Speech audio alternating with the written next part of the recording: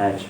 अस्सलाम वालेकुम everyone, this is Shuban and welcome back to another video. तो अभी मैंने चंद दिन पहले एक डिफरेंट मोबाइल के बजट में जो डिफरेंट बजट में जो मोबाइल फ़ोन आते हैं, उन पर एक सीरीज़ बनाई थी और उसमें मैं बार-बार ज़िक्र किया था डिस्प्लेज़ का। तो मुझसे मेरे दोस्तों ने पूछा था कि ये तुम जो बार-बार डिस्प्ले का ज़िक्र कर रहे हो कि एलसीडी डिस्प्ले, एमोलेड डिस्प्ले, तो इनमें आखिर फ़र्क क्या है?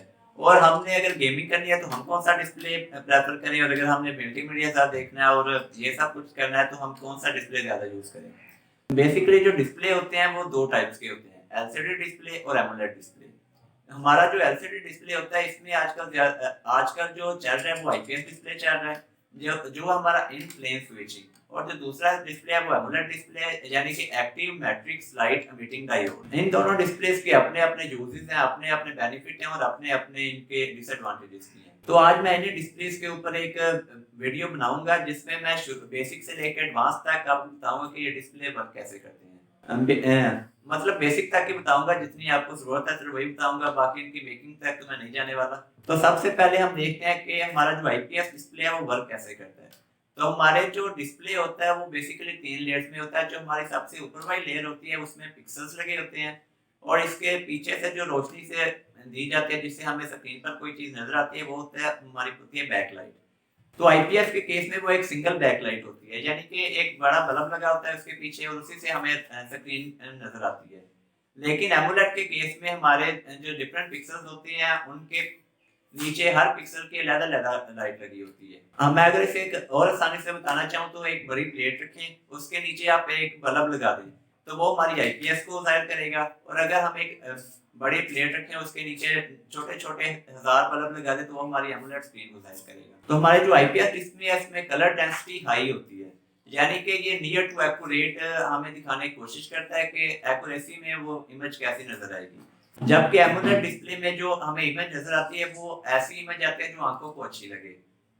यानी कि हम ज़्यादा देर तक एमोलेड डिस्प्ले को देख सकते हैं, लेकिन अगर हम आईपीएस डिस्प्ले में ज़्यादा देर देखने की कोशिश करें तो हमारी आँखों में चुभन-सी महसूस होने लगती है। हमारा जो आईपीएस डिस्प्ले होता है वो थिक होता है, जबकि हमारा जो एमोलेड डिस्प्ले होता है वो थिन होता है। एमोलेड डिस्प्ले का जो एक सबसे बड़ा डिसएडवांटेज वो यही है कि ये थोड़ा-सा एक्सपेंसिव होता है, क्योंकि बहुत ज़्यादा लाइट्स को इस तरह जोड़ के जो डिस्प्ले बनाया जाता है उसकी प्राइस बहुत ज़्यादा हाई जाती है। तो हमें ये ज़्यादातर फ्लैगशिप फ़ोन में देखने को मिलता है, और हमें जो महँगे फ़ोन है उनमें ये देखने को मिलता है। जो हमारे बजट सीरीज़ के फ़ोन आ जाते हैं उनमें ज़्यादातर आईपीएस डिस्प्ले यूज़ किया जाता है। और अगर हम आउटडोर की बात करें तो हमारा जो एमोलेड डिस्प्ले होता है वो कलर्स को बहुत ज़्यादा अच्छी तरह से दिखाता है। यानी कि हमें ज़्यादा ब्राइटर स्क्रीन देखने को मिलती है अगर हम आउटडोर जाते हैं और तब एमोलेड की स्क्रीन देखते हैं बकदर आईपीएस के। इसके अलावा हमारी जो कंट्रास्ट रेशियो है वो जो हमारे एमोलेड डिस्प्ले है उनकी बहुत ज़्यादा अच्छी होती है। ये हमें ब्लैक कलर को बहुत अच्छी तरह से दिखाता है, क्योंकि इसकी वजह ये है कि कोई भी स्क्रीन जब इसके पीछे लाइट पड़ती है तो जितनी जगह पे हमारा ब्लैक कलर होता है वो जगह बिल्कुल उसके लाइट ऑफ ही हो जाती है। और ज़ाहिर सी बात है जब कोई चीज़ की लाइट ही ऑफ हो जाएगी तो बिल्कुल ब्लैक ही दिखाएगा। जबकि हमारा जो आईपीएस डिस्प्ले होता है उसमें ब्लैक कलर को सही तरह से दिखाना तकरीबन इम्पॉसिबल हो जाता है। वो हमें ग्रे कलर तकरीबन नज़र आता है, क्योंकि उसके पीछे से जब लाइट आती है और स्क्रीन के ऊपर चाहे हम उसे जितना मर्ज़ी ब्लैक कर दें, वो थोड़ी बहुत लाइट रह जाती है और वो हमें ग्रे कलर तकरीबन देता है।